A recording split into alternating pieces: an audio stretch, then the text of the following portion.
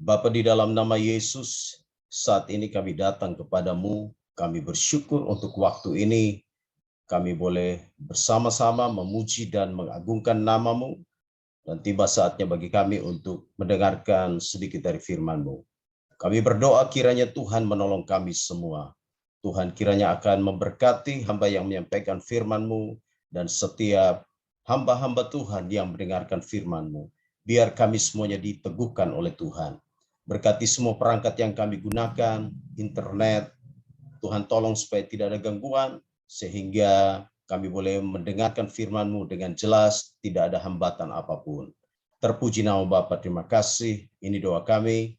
Demi nama Tuhan Yesus Kristus kami berdoa dan siap menerima firman-Mu. Haleluya. Amin. Pertama-tama saya ingin menyampaikan terima kasih kepada Ketua Sekolah dan unsur pimpinan STT Jeffrey Jakarta yang memberikan kesempatan peluang anugerah bagi saya untuk menyampaikan firman Tuhan, biar setiap kita boleh menikmati berkat Tuhan dari firman yang akan saya sampaikan. Dan secara pribadi saya juga mau mengucapkan selamat Paskah buat kita semua.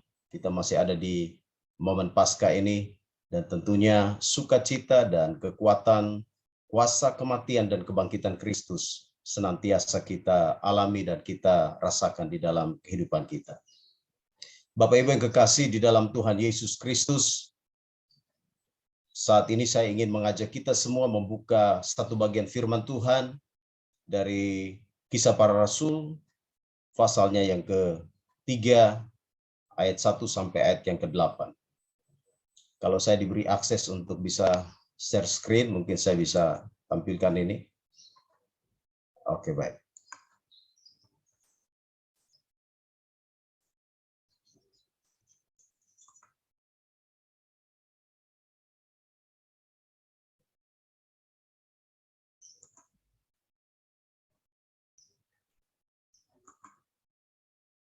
Baik, Bapak Ibu, saya berharap tampilan ini akan jelas di layar Bapak Ibu sekalian. Jelas, Hari Pak. ini saya akan berbicara tema untuk kita hidup dalam kuasa kematian dan kebangkitan Kristus. Dan ini saya ambil dari Kisah Para Rasul pasal 3 ayat 1 sampai 26 sampai pasal 4 ayat 1 sampai 4 dan bahkan sampai ayat 31 dari pasal 4, karena itu merupakan satu rangkaian narasi. Bapak Ibu yang kekasih dalam Tuhan Yesus Kristus, saya diberikan waktu 30 menit ke depan, karena itu kesempatan ini saya akan membawa kita untuk merenungkan secara singkat bagian firman Tuhan ini. Hidup dalam kuasa kematian dan kebangkitan Kristus. Izinkan saya membaca beberapa ayat saja, supaya membuka pikiran kita, memperjelas apa yang akan kita percakapkan pada sore hari ini. Bagian firman Tuhan, Kisah Para Rasul pasal 3 ayat 1 sampai ayat 8 saya baca untuk kita. Pada suatu hari menjelang waktu sembahyang, yaitu pukul 3 petang, naiklah Petrus dan Yohanes ke bait Allah. Di situ ada seorang laki-laki yang lumpuh sejak lahirnya, sehingga ia harus diusung. Tiap-tiap hari orang itu diletakkan dekat pintu gerbang bait Allah yang bernama Gerbang Indah, untuk meminta sedekah kepada orang yang masuk ke dalam bait Allah. Ketika orang itu melihat bahwa Petrus dan Yohanes hendak masuk ke bait Allah, ia meminta sedekah. Mereka menatap dia, dan Petrus berkata, "Lihatlah kepada kami." Lalu orang itu menatap mereka dengan harapan akan mendapat sesuatu dari mereka.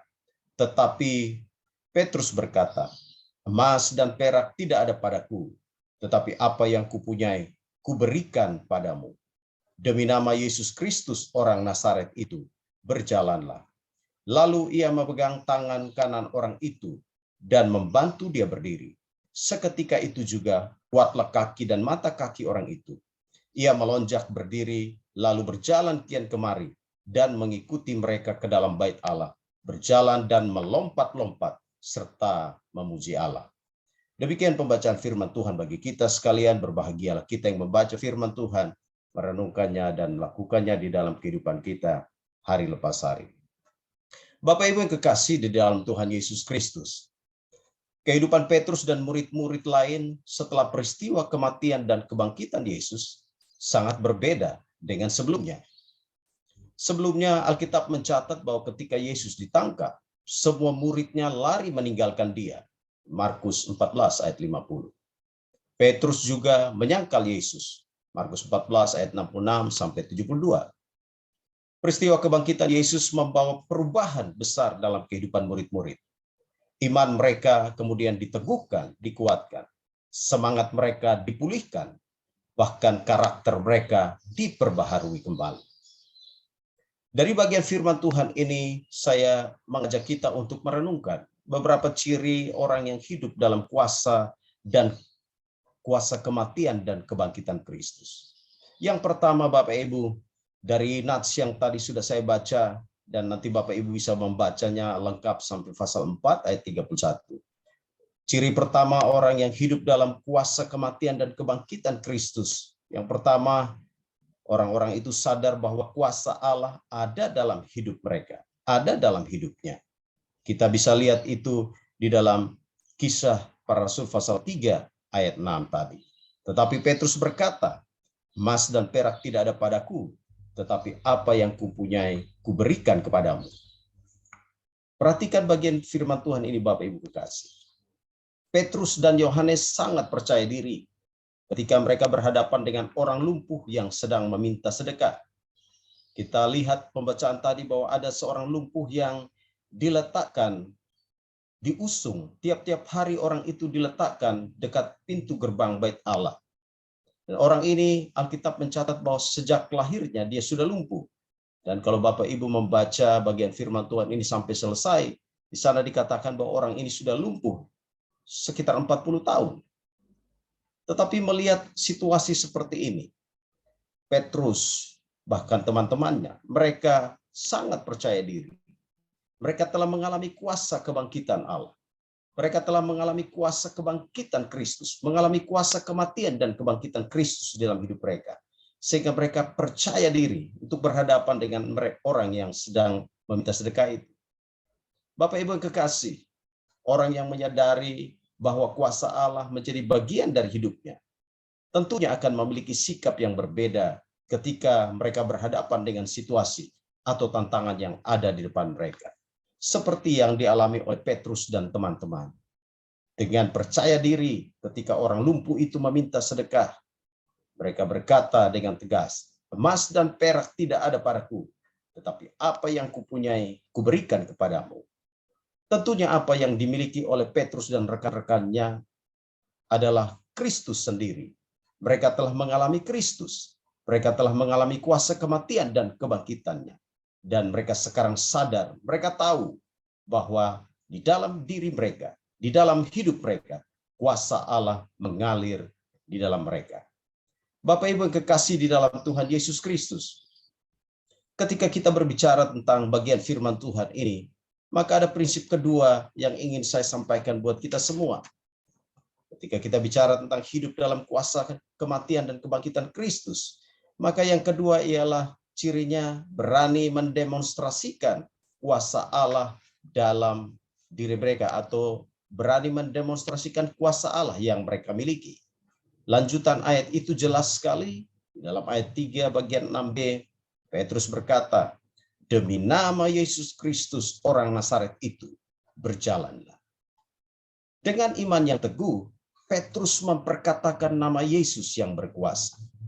Tentunya apa yang dikatakan oleh Petrus, nama yang diperkatakan oleh Petrus, yaitu nama Yesus, adalah nama yang bukan sekedar nama biasa, tetapi dia adalah Tuhan, dia adalah Allah, dia yang telah mati dan telah bangkit.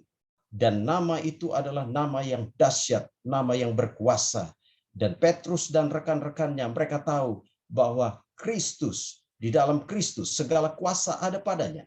Itu sebabnya dengan iman mereka memperkatakan nama Yesus yang berkuasa itu kepada orang yang lumpuh tadi.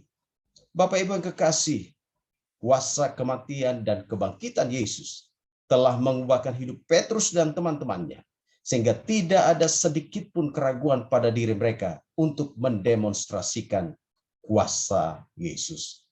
Tadi saya sudah katakan bahwa laki-laki yang diletakkan di pintu gerbang Bait Allah itu dia berumur 40 tahun, seperti di bagian akhir dari pembacaan pasal 3. Secara manusia tentunya ini tidak mudah. Mungkin ketika Petrus dan rekan-rekannya memperkatakan nama Yesus, mungkin ada orang-orang di sekeliling mereka yang skeptis, sebab mereka tahu bahwa orang ini sudah terbaring sekian lama. Orang ini sudah lumpuh sekian lama. Dan tentunya secara manusia tidak mungkin untuk dia mengalami kesembuhan. Tetapi Petrus sangat yakin dengan teman-temannya. Mereka telah mengalami kuasa kebangkitan Kristus. Mereka telah mengalami kedahsyatan kuasa kematian dan kebangkitan Kristus. Itu sebabnya mereka berani mendemonstrasikan kuasa Allah yang ada di dalam hidup mereka, yang ada di dalam diri mereka. Petrus pun, kalau kita melihat bagian firman Tuhan itu, dengan penuh iman, dengan penuh kepercayaan diri, dia memegang tangan kanan orang itu dan membantu orang itu berdiri. Dan Alkitab mencatatkan pada kita bahwa seketika itu juga kuatlah kaki dan mata kaki orang itu. Bapak Ibu yang kekasih di dalam Tuhan Yesus Kristus, kuasa kematian dan kebangkitan Kristus tentunya memberikan kepada kita sebuah pemahaman bahwa di dalam Kristus kita pasti sanggup dan kita berani melakukan hal-hal besar karena Kristus telah melakukan perbuatan-perbuatan yang dahsyat dan dia juga menyatakan kuasanya di dalam hidup kita sehingga di dalam dia kita pasti dapat melakukan hal-hal yang besar. Tentunya sebagai hamba-hamba Tuhan, kita banyak kali menghadapi berbagai macam tantangan di dalam pelayanan. Ada banyak hal yang kelihatannya secara manusia mustahil untuk kita selesaikan. Tetapi ketika kita mengerti bahwa kuasa kematian dan kebangkitan Kristus itu dahsyat, maka seharusnya ini memberikan kepada kita keberanian, memberikan kepada kita kekuatan untuk berani mendemonstrasikan kuasa Kristus yang sudah dinyatakan dalam hidup kita. Seperti yang dilakukan oleh Petrus, tanpa ada sedikit keraguan, dia pun memegang tangan kanan orang itu dan membantu dia berdiri. Dan Alkitab berkata orang itu pun akhirnya berdiri, dia sembuh, dia melompat-lompat, dia memuji Tuhan sebab kuasa Kristus bekerja di dalam dirinya. Bapak Ibu yang kekasih di dalam Tuhan Yesus Kristus. Yang ketiga, ketika kita berbicara tentang hidup dalam kuasa kematian dan kebangkitan Kristus, maka ada hal ketiga yang perlu kita perhatikan bahwa ciri orang yang hidup dalam kuasa kematian dan kebangkitan Kristus ialah mereka memahami bahwa Tuhan Yesus adalah segala-galanya dan kita, saudara dan saya, hanyalah alat di dalam tangannya. Perhatikan di dalam ayat 12 Kisah Para Rasul pasal 3. Dan mengapa kamu menatap kami seolah-olah kami membuat orang itu berjalan karena kuasa atau kesalehan kami sendiri? Petrus mengatakan hal itu karena ada banyak orang yang menyaksikan peristiwa itu bingung dengan apa yang terjadi. Mereka bertanya-tanya dalam hati. Mereka heran. Mereka seakan tidak percaya apa yang sedang terjadi. Tapi kemudian Petrus, dia berkata bahwa di dalam ayat 16, dan karena kepercayaan dalam nama Yesus, maka nama itu telah menguatkan orang yang kamu lihat dan kamu kenal ini. Dan kepercayaan itu telah memberi kesembuhan kepada orang ini di depan kamu semua.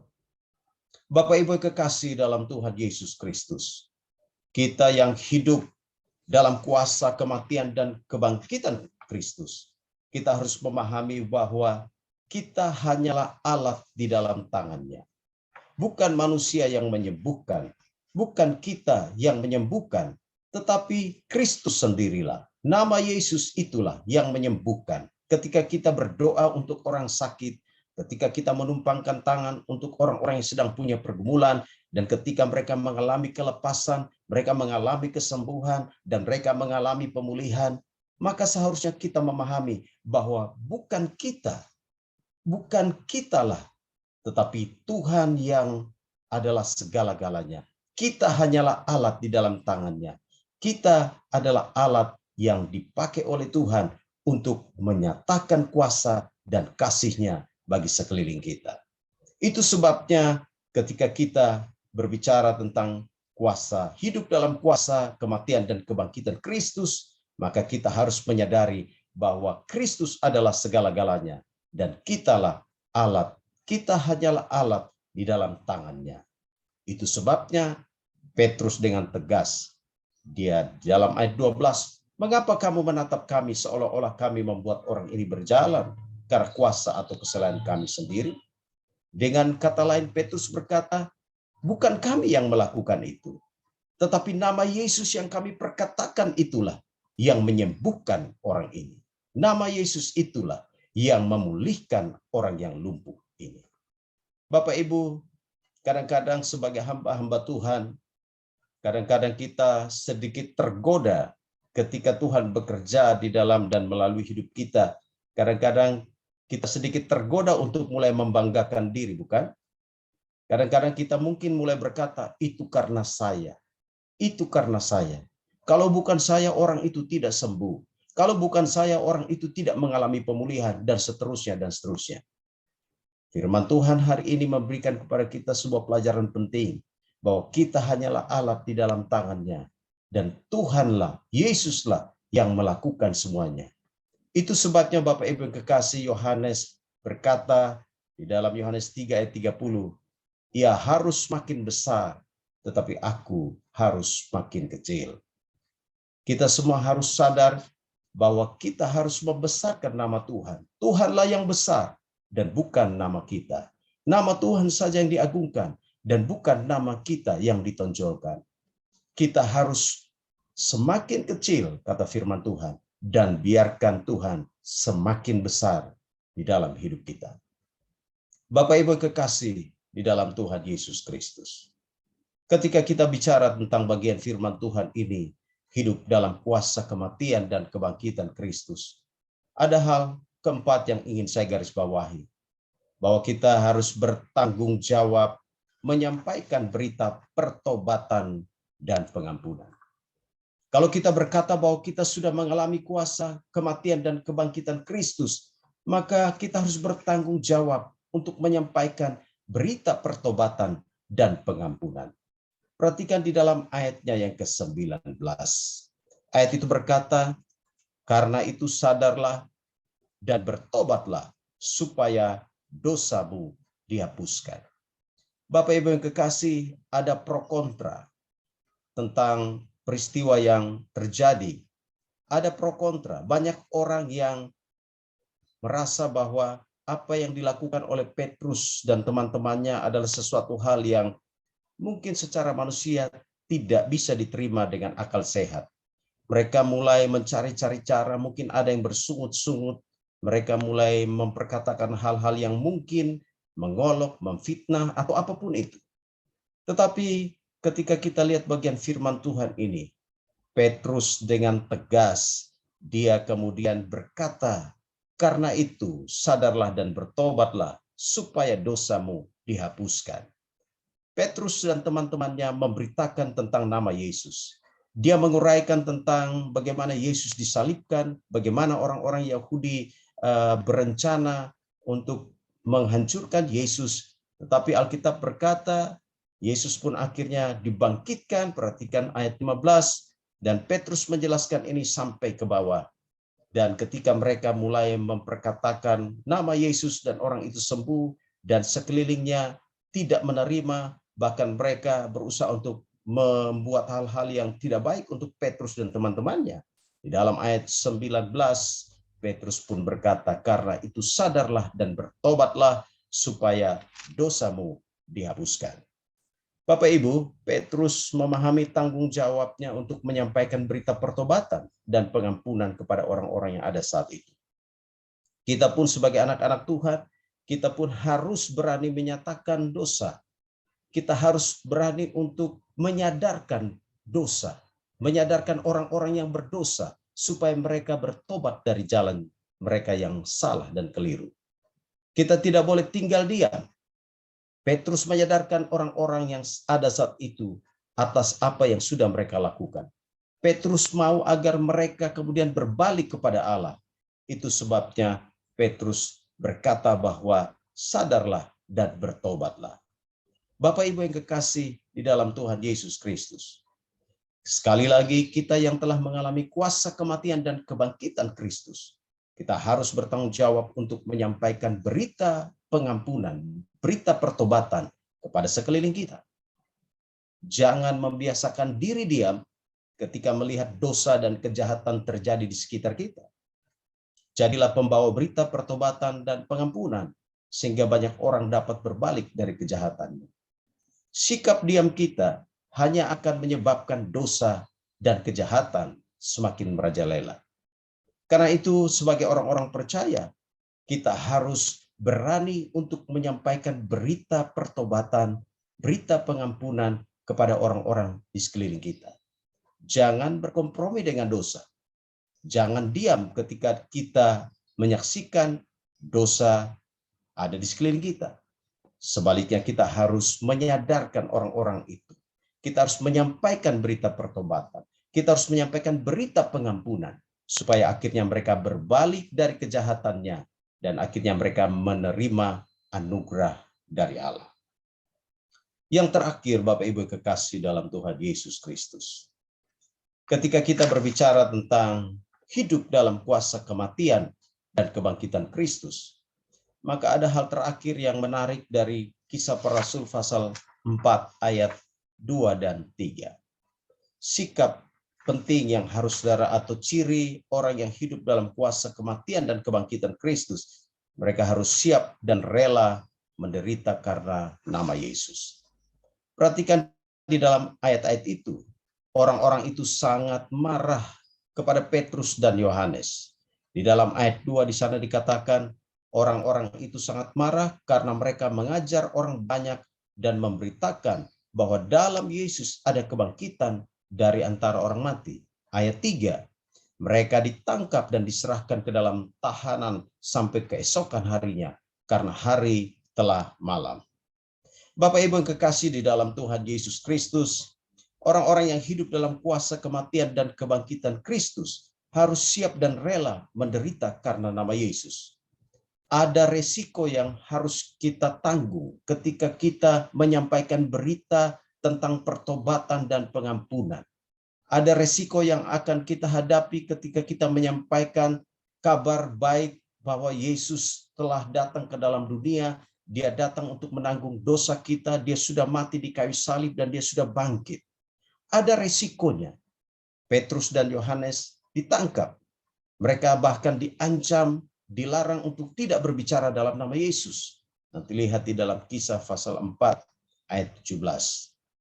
Tapi dengan berani di dalam ayat 19 mereka berkata, tetapi Petrus dan Yohanes menjawab mereka, silahkan kamu putuskan sendiri. Manakah yang benar di hadapan Allah? Taat kepada kamu atau taat kepada Allah? Sebab tidak mungkin bagi kami untuk tidak berkata-kata tentang apa yang telah kami lihat dan yang telah kami dengar. Bapak Ibu yang kekasih dalam Tuhan Yesus Kristus, tentunya kita sebagai orang percaya kadang-kadang juga ada di pilihan yang sulit. Kadang-kadang kita diperhadapkan dengan pilihan-pilihan yang sulit. Apakah kita harus terus memberitakan nama Yesus ataukah kita harus diam? Apakah kita harus memberitakan kabar keselamatan ataukah kita harus diam? Tetapi Alkitab berkata kepada kita semua bahwa sebagai orang-orang yang telah mengalami kuasa kematian dan kebangkitan Kristus, kita harus lebih taat kepada Allah. Kita harus menyampaikan kabar keselamatan kepada orang-orang di sekeliling kita. Tentunya dengan cara-cara yang benar. Tentunya dengan hikmat Tuhan. Sehingga akhirnya kita dapat membawa Kristus kepada mereka, menyampaikan kabar keselamatan kepada mereka. Namun demikian Bapak Ibu kekasih dalam Tuhan Yesus, meskipun kadang-kadang kita sudah menggunakan cara-cara yang baik, meskipun kadang-kadang kita sudah menyampaikannya dengan penuh hikmat, tetapi penolakan, aniaya, ancaman pasti akan terus kita alami. Karena itu Bapak Ibu kekasih, kita juga harus mengerti bagian firman Tuhan di dalam Filipi pasal 1 ayat yang ke-29 bahwa sebab kepada kamu dikaruniakan bukan saja untuk percaya kepada Kristus, melainkan juga untuk menderita untuk Dia. Sebagai orang percaya kita harus siap untuk menderita.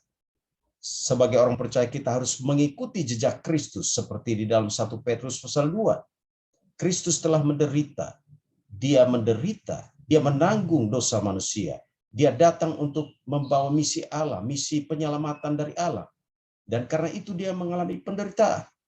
Dan kita pun sebagai orang percaya, kita harus mengikuti jejaknya, kata 1 Petrus pasal 2. Kita yang telah mengalami kuasa kematian dan kebangkitan Kristus, seharusnya kita terus mengabarkan berita keselamatan, apapun resikonya. Seharusnya kita terus menyampaikan kabar baik tentang Kristus, apapun konsekuensinya. Kita harus tetap maju, kita harus tetap memberitakan kabar itu. Sebab dunia sedang menantikan, dunia sedang berseru untuk memperoleh keselamatan dari Kristus. Karena itu, kita harus siap dan rela menderita karena nama Yesus. Kita harus siap dan rela untuk membawa berita Injil kepada mereka. Kiranya firman Tuhan saat ini akan meneguhkan kita semua, supaya kita benar-benar menghayati kehidupan dalam kuasa kematian dan kebangkitan Kristus. Supaya kita senantiasa hidup di dalam kuasa-Nya. Supaya kita senantiasa membawa Kristus, membawa nama Yesus, memberitakan kabar keselamatan kepada orang-orang yang di sekeliling kita. Dan biarlah melalui peringatan Paskah yang sudah kita peringati, semoga kita semakin hari semakin dikuatkan oleh Tuhan untuk melayani Dia, menjadi saksi bagi Dia, dan banyak orang akhirnya dimenangkan bagi kemuliaan Tuhan. Saya mau baca ayat terakhir dari pasal 4 ayat 4 Kisah Para Rasul. Tetapi di antara orang yang mendengar ajaran itu, banyak yang menjadi percaya, sehingga jumlah mereka menjadi kira-kira 5.000 orang laki-laki. Tentunya Allah bekerja di dalam semua pelayanan yang kita lakukan, dan Dia pasti akan melakukan hal-hal yang dahsyat di dalam pelayanan kita. Ada banyak jiwa-jiwa yang akhirnya akan diselamatkan oleh Tuhan melalui pelayanan kita, melalui pemberitaan firman Tuhan yang kita sampaikan. Tuhan Yesus kiranya memberkati kita semua. Amin. Mari kita berdoa. Bapa, di dalam nama Yesus, terima kasih untuk kesempatan ini kami boleh mendengarkan firman-Mu. Kiranya Tuhan tolong kami semua untuk kami menghayati hidup dalam kuasa kematian dan kebangkitan Kristus. Kiranya Tuhan memampukan kami semua untuk kami boleh terus memberitakan firman Tuhan kepada sekeliling kami. Dan biarlah akhirnya kami boleh dapat melihat banyak jiwa yang dimenangkan, banyak jiwa yang Tuhan selamatkan melalui pelayanan kami. Terpuji nama Bapa, demi nama Tuhan Yesus Kristus kami berdoa. Haleluya. Amin.